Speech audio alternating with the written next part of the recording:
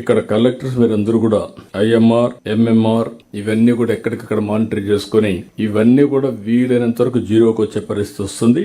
నిన్నే కూడా gates foundation తో సంజీవిని ప్రాజెక్ట్ చూసాం. తొందరలోనే డిజిటల్ హెల్త్ రికార్డ్స్ వస్తాయి. దీంట్లో ఎక్కడికక్కడ preventive health, curative health, real time monitoring పోయి మనం దీన్ని లాజికల్ గా తీసుకుపోవడం కోసం ఎవ్రీ విలేజ్ ని ఆన్ హెల్త్ స్కోర్ లో 10 పారామీటర్స్ కి వెళ్తాం. అది అసెస్ చేసుకుంటే ఎక్కడ ఫోకస్ చేయాలని అక్కడ చేస్తాం.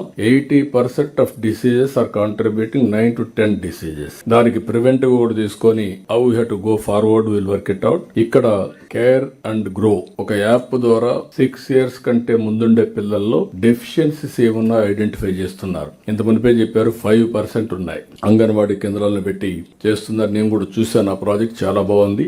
Very very responsive. దీనివల్ల 5% లో గానీ మనం 80% సెట్ చేస్తే that will be the productive children for future.